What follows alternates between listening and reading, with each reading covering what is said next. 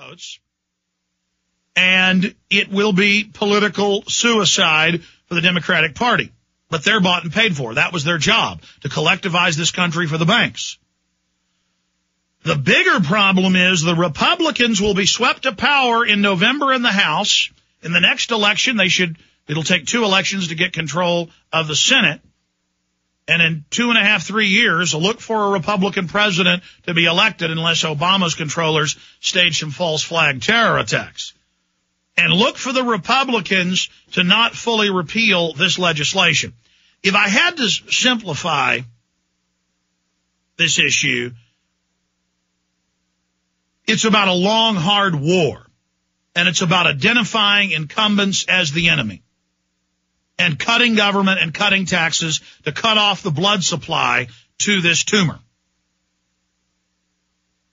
And if I had to simplify the legislation itself, I analyzed the first 4 versions of the bills. We had a lot of experts on to go over it with a nonpartisan, true analysis.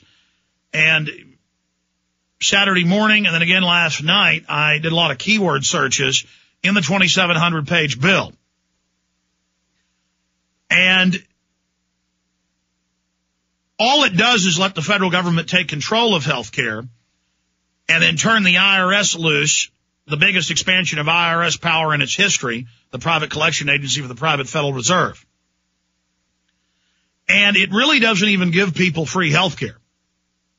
Those that are supposedly getting the free health care won't be able to get jobs in the dead economy, so they'll be forced to get it.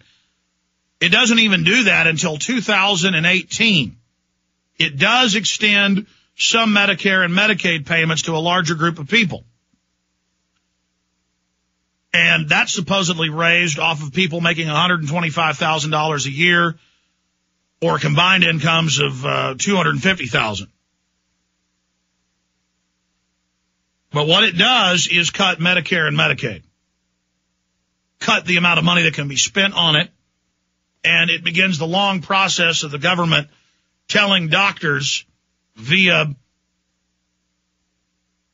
federal government-controlled computer systems what treatments they can give people, and that's under the term comparative medicine and laid out by the original author of the bill 3 years ago, Tom Daschle, in his book.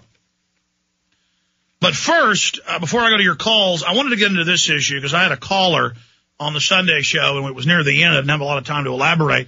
And he said, Alex, now explain this to me. How are the insurance companies for this? Well, to be clear, the big insurance companies that are subsidiaries of the private central banks who get all this government debt, they are for it because this will cause a vertical integration through government monopoly over healthcare. There are some smaller groups of insurance companies and others who did lobby against it. And I don't have it in front of me anymore. I do have some articles I dug out this morning, but I remember I was a few months ago in an airport in Los Angeles and bought a Wall Street Journal, and I read that article several times on air where it had quotes by the head lobbyist who was the head of the political PAC for the health insurance industry saying, look, we wrote this bill, and we like this bill. But if you put a public option in here, we are going to put our support against it. And so that's why you don't have a true public option in this legislation. All of you think you're getting a free ride, a free lunch. You're going to get your salaries cut if this ever even gets implemented. It's so unconstitutional, so illegal. And so they're on record at press conferences admitting all of this. And so all it is a new tax by stealth and a government power grab. As Biden, the vice president, said last Friday, we will quote, the Democrats will quote, the government will quote, own and run healthcare as a political power brokers that they can dole out to people and selectively enforce. But here's CNBC today, March 22nd, 2010. Healthcare stocks to outperform. And it goes on to say insurance company stocks, pharma stocks, and healthcare management company stocks should perform better in the next few months. At first, they're going to be down a little bit, and that was what was predicted last week as people sort out the bill, but now they're already going up, many of them this afternoon, and they predict in the next few months that you'll see a big increase in the stock values. That's why Warren Buffett, who's a big insurance company owner, he owns a lot of stake in large, predominantly health insurance companies. That's why he was for this, because this forces, depending on how you look at the numbers, 30 to 40 million people to buy insurance.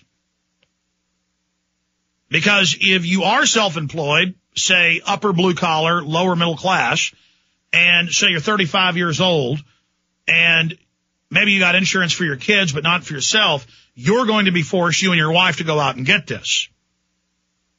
And so that's a lot of money going to be going to the insurance company. So there's no doubt they wrote the bill, they control the bill. But that's a CNBC, healthcare stocks to outperform. Cheap U.S. healthcare stocks should perform well in the next few months now that legislative uncertainty about reform in the sector has been removed, said Legg Mason, fund manager. Here's another one. Healthcare overhaul adds millions of new customers. Business Week, buoying insurance companies. Then I want to go back over what Howard Dean and Cuccinelli said before they got politically threatened and flip-flopped when they told the truth months ago about this. Then we'll go to your phone calls and a lot more. Stay with us.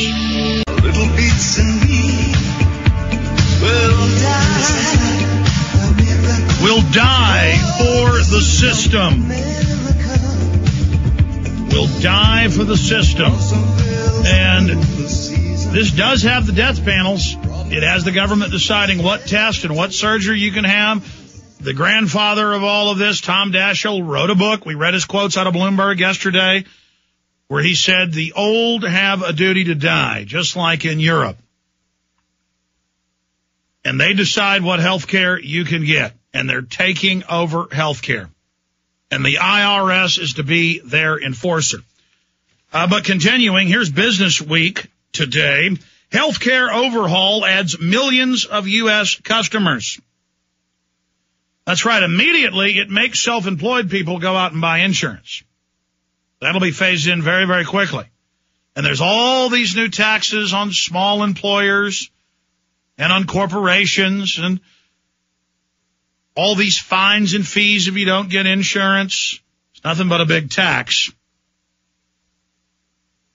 Drug makers and health insurers will gain millions of customers under legislation overhauling the U.S. medical system. The industry also will pay new fees to the government and face stricter rules that may narrow profit margins and fuel mergers. See, the big boys wrote this. And this will give you less choice. Did they let you go across state lines to get insurance? No. Did they talk about kicking the 30 million illegal aliens, bankrupting the system off? No. Are they covered in the bill? Yes. The bill that the House passed, 220-211, vote yesterday. So I guess it passed by 9 votes,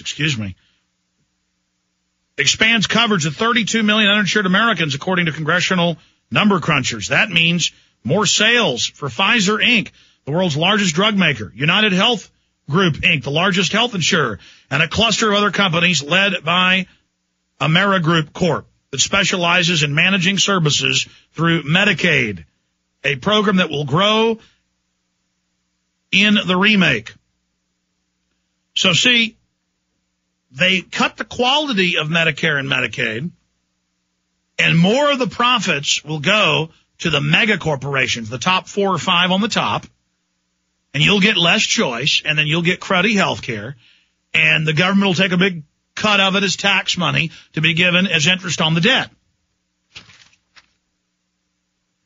Remember what Cuccinelli said 3 months ago. This is out of MSNBC. Health reform legislation is a bailout for insurance companies.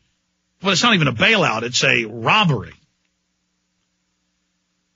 The House most unabashed progressive condemned Democratic leadership for removing his amendments that would allow states to create their own single-payer systems.